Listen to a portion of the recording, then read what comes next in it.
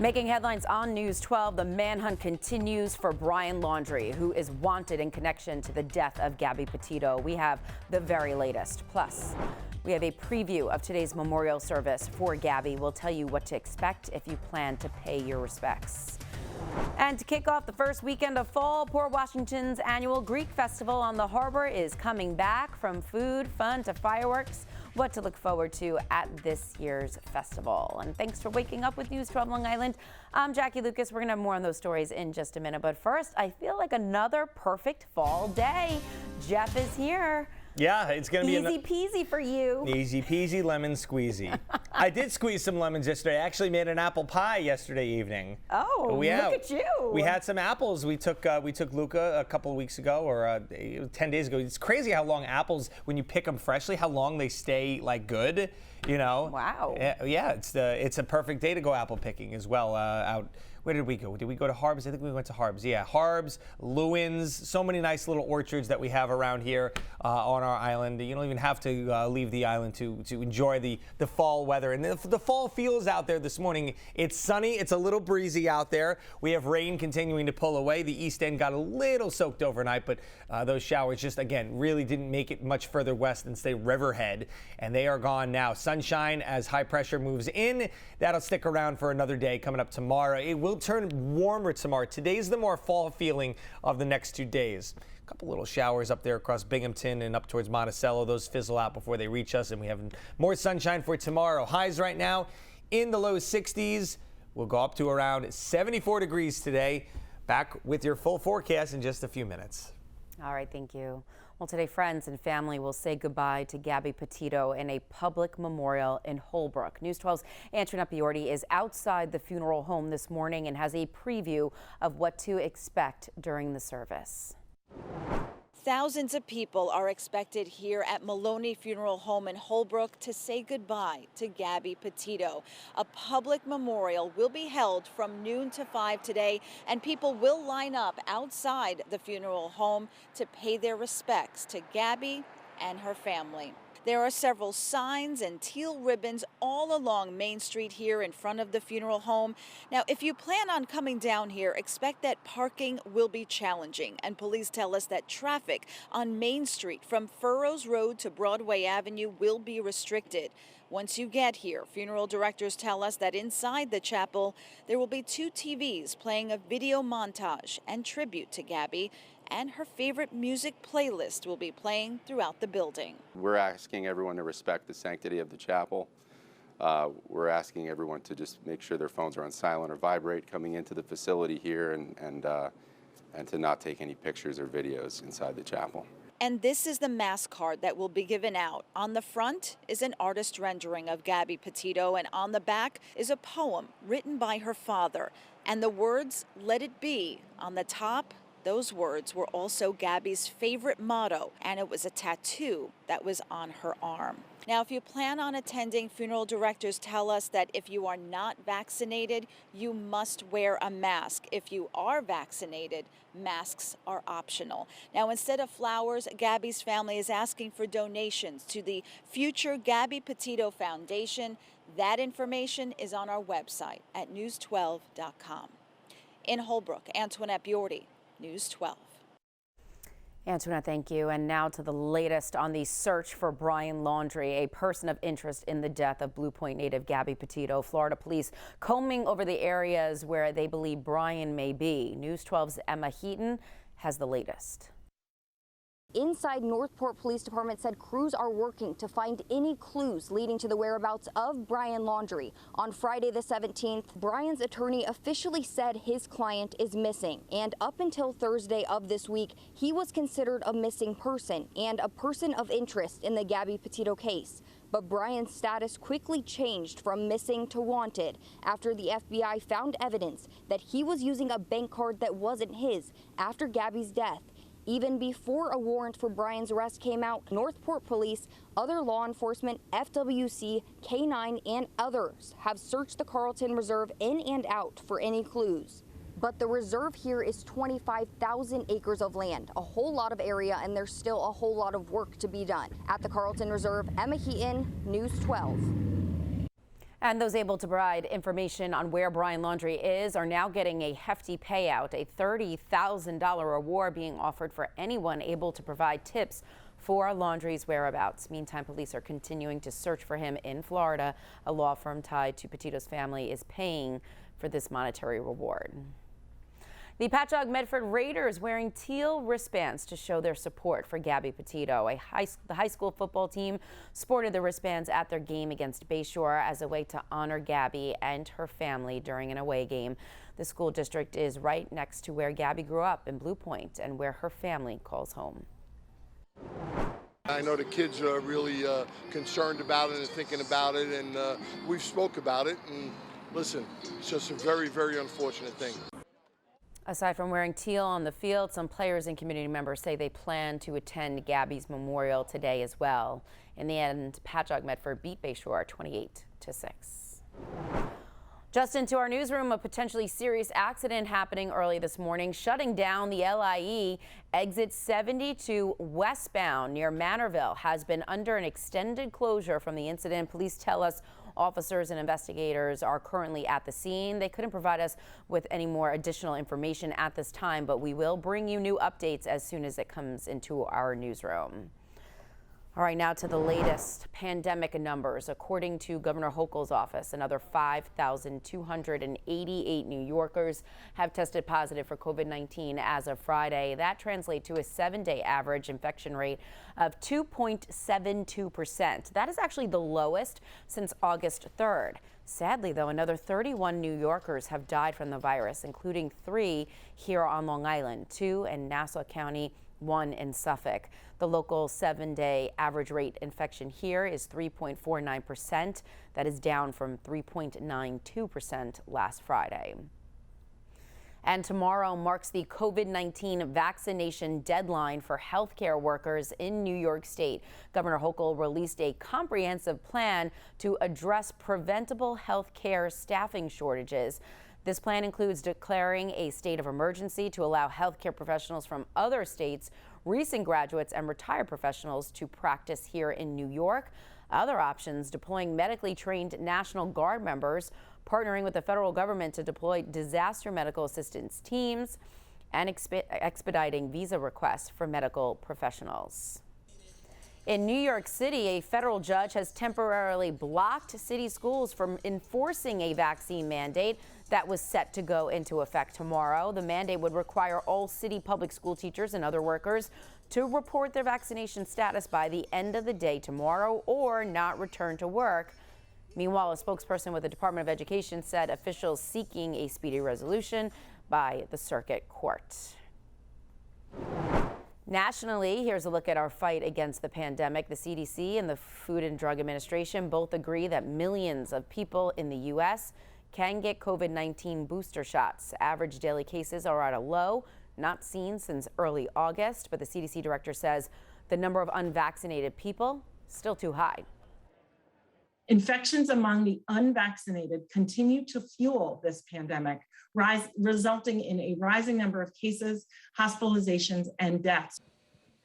Dr. Walensky also adds that while the booster shots will help, they will not give the U.S. the upper hand on the virus until more are given their first doses. And he helped write the playbook on how to fight a pandemic. Now, former FDA Commissioner Dr. Scott Gottlieb is offering his thoughts on the early parts of the pandemic and what is to come. In his new book, Gottlieb says a national lockdown could have been avoided early on, but a lack of diagnostic tests handcuffed the United States. He's also predicting we can return to life before COVID, but he believes the virus is here to stay. This isn't going away. We will be out of this pandemic, but this will become what we call an endemic risk. Well, you can hear more from Dr. Gottlieb about the pandemic during the new normal. You can watch Tuesday night at 7 o'clock. Hey, you craving a gyro or some baklava? Head to Port Washington today because the return of the annual Greek festival on the harbor is there. This year is the 10th annual Greek Festival. After last year's was canceled, now it's back on and organized by the Archangel Michael Greek Orthodox Church. The best part about an event of this scale is that there literally is something for everyone, whether it's, of course, the rides for the kids. Most important for me as a Greek is the food, of course. Of course, the festival located along the waterfront at North Hempstead Beach Park. That's where Jeff's going to be taking his tzatziki bath, if anybody was listening earlier shows. We have the information on the Greek Festival in the harbor on our website at news12.com. Hey, if you are over the age of 50, listen up. Today, the 12th annual 50 Plus Fair is happening just for you at the Samania New York Mall in Westbury. 45 exhibitors set up with themes all geared towards our older community. Some of the things to look forward to: funny money blackjack, a DJ and karaoke room playing music from several decades, and over 20 classes including yoga, ghost hunting, and finding happiness. The socially distant event is happening from 10 a.m. to 4:30 this afternoon, and don't forget your required mask. 50 and older, Jeff, those are all things I want to do. I just was going to say, Jackie said, you know, karaoke, sign me up. Sign me up. Did I say karaoke? Or ghost DJ, hunting. Ghost hunting, blackjack. Oh, blackjack's a good one. That's my bread and butter at the casino. I'll be there. I'm not a big gambler, but let me get some 21, baby. Beautiful day out there today. Try to do things outside rather than inside with weather like this. 72, another beautiful day. Get those sunglasses, get those shorts on. Now, if you're going out this morning, if you're going out this evening, you're going to want that hoodie, something with a zipper that you can take off and put on easily. That's the name of the game these times of year when you have these cool mornings and these very warm or even mild afternoons, which is what we have today. Seasonably mild. Low 70s. It is a little breezy. You see those northwest winds. They're going to average about 15 miles an hour. Could see some gusts upwards of 25, maybe even 30 miles an hour. But it's a comfortable wind. It really is. Beautiful sleeping weather tonight and a warm start to your work week tomorrow. The highs will be in the mid 70s towards the east end, but should be closer to 80 with those west-southwest winds as you get into Nassau County. Now that is ahead of our next frontal boundary that comes through on Tuesday. We'll start the day with a little sunshine, but those clouds will increase quickly, and then we'll be passing showers and thunderstorms. Passing is the operative word here. That's good because that means that our flood risk is low. You can see that rain blowing up a little bit as it passes offshore, so that's something we'll have to keep an eye out on. That front ushers in some much cooler air, and you can see that as we head into next week. We'll be back with more news and weather coming up right after the break. You're watching News 12 Long Island, where local matters.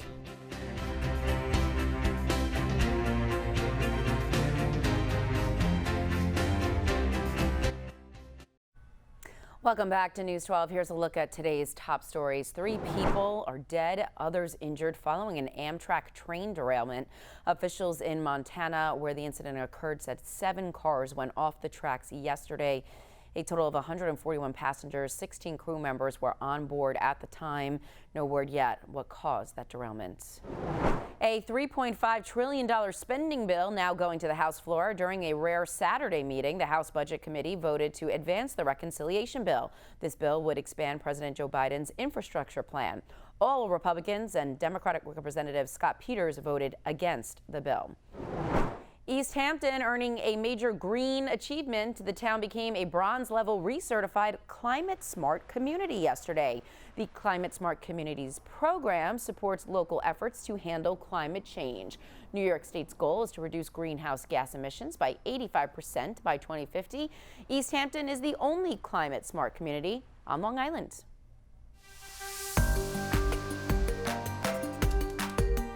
In your business news, the United States Postal Service bringing colorful fun to snail mail. Take a look. They unveiled new Message Monster stamps for all pieces of first-class mail. According to the USPS, these stamps are sure to charm everyone along their mail delivery journey. They're very cute. The stamps are available at post office locations nationwide and online. NASA seeking to reinvent how astronauts get from crew quarters to the launch pad. This is in preparation for the Artemis 1 moon mission happening September of 2024. NASA says the proposal should be unique, embrace new technology, and visually embody Artemis. They also say the vehicle will need to seat 8 people.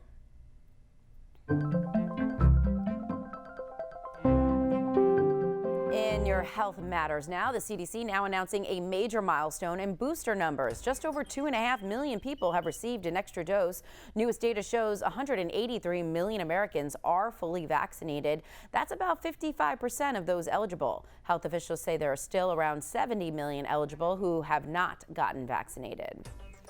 And it is flu season for more than just humans. Our four-legged friends could be in danger too. That is why veterinarians are urging dog owners to get their pets vaccinated. The canine influenza could cause more serious illnesses, such as pneumonia. All right, checking your entertainment headlines now.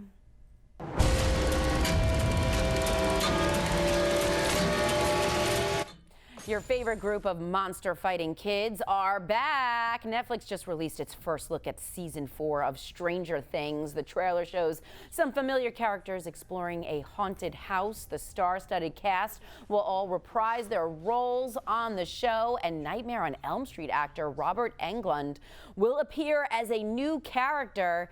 Season 4 premieres in 2022. Plus, a super new role for actor Chris Pratt. Nintendo says the Guardians of the Galaxy star will be the voice of Mario in an upcoming Super Mario Brothers animated film. Pratt says portraying the Italian plumber is a dream come true since he played the game as a child. Nintendo says the film will be released in December of 2022. It's me! Anya Taylor-Joy, aka the lead of Netflix sensation The Queen's Gambit, is the voice of Peach. Charlie Day will voice Luigi, and Jack Black is set to portray villain Bowser. And I said it earlier in the show, we have our own Mario. I don't know why they're even looking at Chris Pratt with that mustache you have there. I sold it short before, so I'm not going to do that this time. Oh, wait. Here we go. So good. There you go. Do you know that a viewer last week sent me on Amazon link for the hat and the mustache because of you, that we should be Mario for Halloween? So earlier I say we should be, she goes, we should be Mario and Luigi. I said, Jackie, you're blonde. Why would you be Peach? I don't want to be Princess Peach. Why not? That's boring. Luigi's not boring? No. Luigi's boring. Come on. Yeah, they gave him his own charity video game. Here you go, Luigi's Mansion. Oh, gosh. Well, you look just I bet like your Mario kids know now. what I'm talking about. You're like, what is he talking about? Yeah, Yeah, anyway. It's me. Can you do Princess Peach? You know what? I haven't played that game in forever. I can do Peach. Okay. Peachy's got it. Peachy's got it. There you go. We'll work on it. All right, let's go to the beach today, shall we? Nice looking shot here at Main Beach in East Hampton. Temperature around 70, 71 degrees this afternoon. Nice looking water. Doesn't look that rough right now. We could have some breakers around 3 to 6 feet as you head out a little bit further. We'll get to that marine forecast in just a bit, but a beautiful day today. Sunshine from start to finish. Tomorrow is the warmer of the 2 days. Look at those temperatures near 80 degrees in parts of Nassau County. So if you want to go to the beach, maybe tomorrow, but high risk of rip currents. And of course, tomorrow's not a weekend. Winds 10 to 25 knots out there. I think we'll see that kicking up as we go throughout the day with those ocean waves. Speaking of rough surf, we thought we might get some from Sam, but the latest track, even though this is a mammoth storm, I still think we're going to get some, kind of long waves coming up from that. But it does look right now, longest range models also indicating it makes a turn even before hitting Bermuda. So I do think we'll get some nice clean waves coming in, some big waves later next week and the next weekend. We do have a cold front coming through late Tuesday. That's our next chance of any wet weather, and there could be a few thunderstorms in there as well. But outside of that, it's a very quiet stretch. Let's go hyper-local. Let's go in here to Lindenhurst, Madison Avenue, 73 degrees. Just a great day, sunny and breezy. Hope everybody gets a chance to enjoy this really great first Sunday of fall. Monday, sun and clouds near 80. Tuesday, late day thunderstorms and showers passing through, setting up a very cool end to the week.